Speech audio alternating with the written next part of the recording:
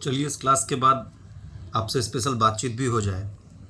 चूँकि मुझे आदत है आप लोगों से इंटरेक्ट होने का और मेरे पास कोई ज़रिया नहीं है। इंडिविजुअली अगर किसी बच्चे से बात करता हूँ तो बड़ा सुकून मिलता है, लेकिन यह पॉसिबल नहीं है कि सारे बच्चे से मैं बात कर पाऊँ।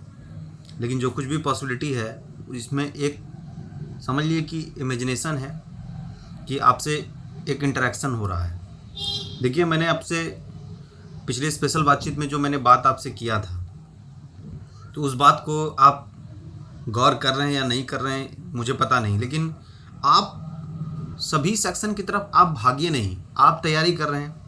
हमने आपको एक मंत्र बताया कि भाई कोई पुराना एक सेट लो। फिर से मेरी बात को समझिएगा, ये आप लोग काम अभी तक शुरू किए नहीं, चूँकि अब तक मुझे कोई अच्छा फीडबैक नहीं आया है।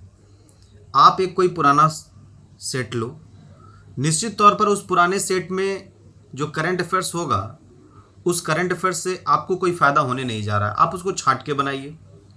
आप एक कॉपी तैयार करो और कंप्लीट अपडेट करते रहो।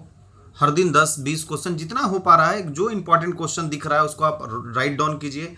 आपको यूट्यूब के माध्यम से या फिर आपको टेलीग्राम के माध्यम से या फिर किसी अन्य माध्यम से करंट अफेयर्स आपको 1000 या 2000 दे भी दिया जाएगा, तो मैं दावे के साथ कह सकता हूं कि एग्जामिनेशन हॉल में उन दोनों डेटा के बीच में कॉलिजन होगा और इसका नतीजा ये होता है कि कन्फ्यूज़न ज़्यादा हो जाता है। आप जब खुद से अपने कलम से अपने कॉपी पे लिखिएगा ना, वो सबसे ज़्यादा आपके लिए बेहतर है। और मैं बार बार आपसे इस बात को कह रहा हूँ कि आप कुछ मत करो, आप अपनी प्रक्रिया को स्टार्ट रखो और इस प्रक्रिया में आप 1 महीना कंटिन्यू ये काम करके देखो। 1 महीना काम करने के बाद अगर इसका परिणाम बहुत बेहतरीन नहीं होता है, हमसे जो बच्चे बात करते हैं कि सर अब क्या करें, बहुत इरिटेशन अब हो रहा है, ये हो रहा है, वो हो रहा है। क्यों होगा इरिटेशन? आप अपने काम को कहाँ कर रहे हैं? आप सुबह का योग कीजिए, अपने आप एक्सरसाइज कीजिए, मोटिवेशन में अपने आप को शामिल कीजिए। उसके बाद जो ब्रेकफास्ट है वो खाना नाश्ता उस्ता करके आप एक बार बैठें और 100 क्वेश्चन में रीजनिंग, मैथ्स और जीएस के क्वेश्चन को बनाएं। जो करंट अफेयर्स उसको काट दें और उस क्वेश्चन को एक बार मिलाएं। मिलाने के बाद जिस सेक्शन में आपको प्रॉब्लम होता है उसको उसकी एक अलग कॉपी रखें और उसका पूरा डिटेल करें। हमने पहले भी आपको उदाहरण में कहा था कि मान लिया कि कोई चैप्टर आप बना रहे हैं, ठीक है, आप बायोलॉजी का ही क्वेश्चन बना रहे हैं और बायोलॉजी के किसी खास चैप्टर में आपको दिक्कत हो गई, तो आप एक काम करो ना, किताब के माध्यम से उन चीज़ों को पूरा पढ़ लो और कहीं उसका पूरा डिटेल ऑब्जेक्टिव आता है तो पूरा एक बार देख लो, तो वो खास चैप्टर आपके इंटरेस्ट लेवल में आ जाएगा। वैसे आप किताब निकालकर किसी खास चैप्टर को पढ़िएगा तो आपका इंटरेस्ट लेवल 20 से 25 मिनट होगा, ज़्यादा से ज़्यादा 1 घंटा हो सकता है, इससे ज़्यादा नहीं होगा।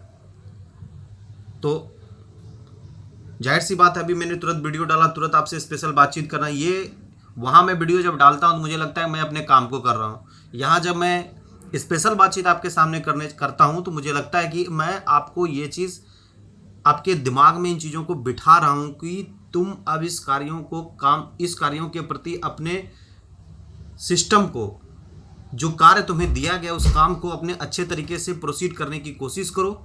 और जब तक आप उस काम को अच्छे तरीके से प्रोसीड नहीं करोगे तो निश्चित तौर पर आपको पता नहीं चल पाएगा कि आपका फाइनल रिजल्ट क्या है। और आप इंगेज भी तो रहोगे, आप मैथ बनाओगे, आप रीजनिंग बनाओगे, आप जीएस बनाओगे, तो आपका इंगेजमेंट भी रहेगा ना। बेसिकली कुछ लोग इस माध्यम से उस माध्यम से उस माध्यम से आप अपने माइंड को क्यों डेविएट कर रहे हैं? कंसंट्रेट कीजिए ना। आपके पास जो प्रैक्टिस सेट है, मैं मानता हूं, मैंने पहले भी कहा था उससे क्वेश्चन नहीं लड़ेगा, नहीं लड़ेगा तो नहीं लड़ेगा, लेकिन आप में एक कॉन्फिडेंस लेवल आएगा। आप बनाइए उसको और पूरे दिन भर आपको लग जाएंगे उस पूरे 100 क्वेश्चन का डिटेल करने में, फिर अगले दिन 100 क्वेश्चन कीजिए। और मैं दावे के साथ बोलता हूं, अगर 1 महीने आप ये काम करते हैं तो 1 महीने के बाद अपना रेशियो देखिए, अपना सिस्टम देखिए कि आपकी एफिशिएंसी कितनी बढ़ती है। बस यही काम करो। बाकी हमने आज इस वीडियो में आपसे बात भी किया है, उन सारी चीज़ों पर बात भी किया है। आप घबराने की कोशिश बिल्कुल मत करना कि आपके अंदर जो भी थोड़ा सा घबराहट आती होगी उसे पूरी तरह से हटा लें। अपने आप को रिफ्रेश हमेशा करें, पॉजिटिव रहें और इन कार्यों को इन जो कार्य आपको दे रहे हैं, जो होमवर्क, बच्चा समझ लेना, ये होमवर्क, हमारा होमवर्क छूटना नहीं चाहिए। प्रहार में आप लोग को होमवर्क देते थे, बहुत दिन आप लोग स्कूल में होमवर्क लिए, अब आप इधर से होमवर्क लीजिए। आपको क्या लगता है कि अब मैं यहाँ पर हूँ तो मुझे पता नहीं कि आप लोग का एक्टिविटीज़ क्या चल रहा है? गलत फहमी में है। मैं पूरी बात पता कर रहा हूँ कि आप लोग वीडियो कम, अन्य चीज़ों पर ज़्यादा अपना माइंड सेट कर रहे हैं। आपको लगता है कि अब क्या होगा, छोड़ो, जब आएगा समय तो तैयारी करेंगे। अरे भाई, अभी से शुरू कर दो ना। जब तुम्हारे पास काम है, जब तब तैयारी करोगे, बोलेगे सर मेरे पास टाइम नहीं है, 2 महीना है, कोई एग्ज़ाम निकालना है, कैसे हो सकता है? कोई शॉर्टकट तरीका नहीं है। जो लोग शॉर्टकट बता रहे हैं ना, आइए पढ़िए, मैं आपको ये करवाता हूँ, वो करवाता हूँ, ये सब फालतू बात है। आप अपना करियर खुद बना सकते हैं। आप ही के अंदर वो एफिशिएंसी, बस आप अपने उस एफिशिएंसी को जगाइए। जिस दिन जाग गया, उस दिन आप किसी भी कार्य के प्रति, कोई भी जो आपको काम मिला है, उस काम को आप बहुत अच्छे तरीके से कीजिएगा। हो सकता है कि हमारे बोलने में एग्रेशन आ गया हो, मुझे पता नहीं, इसके लिए मैं क्षमा चाहता हूँ। मुझे एग्रेसिवली आपसे बात नहीं करना चाहिए, लेकिन अभी तक बदला नहीं हूँ। बात वही करता हूँ जो मैं वहाँ करता था क्लास में। मैं किसी को छोड़ने वाला हूँ नहीं। इसलिए पढ़िए आराम से, और जो आपको होमवर्क दे रहे हैं वो कंप्लीट कीजिए। किसी को भी, किसी बच्चे को फ़ोन लगा के मैं पूछ सकता हूँ कि क्या चल रहा है, कितना सेट बना है, कितना कॉपी बना है। और फिर जब लॉकडाउन टूटेगा, जब क्लास में आओगे, जब पूछेंगे कितना कॉपी भरा, तब कहाँ बताओगे? देखेंगे ना, सेट बनाओगे तो 1 2 3 4 5 6 का पता तो चलेगा। इसलिए ये मत सोचना कि तुम बचे हो। ये समझना है कि आप अपने कार्यों को बहुत अच्छे तरीके से कीजिए। जय हिंद, जय भारत, वंदे मातरम।